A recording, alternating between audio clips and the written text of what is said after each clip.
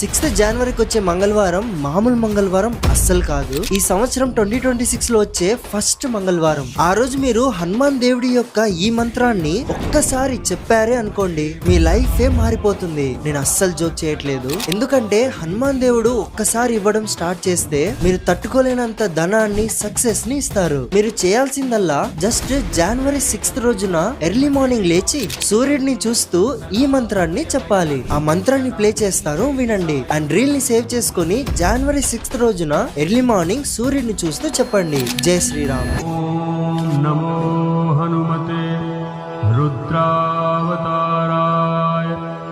సర్వశత్రు సంహారణాయ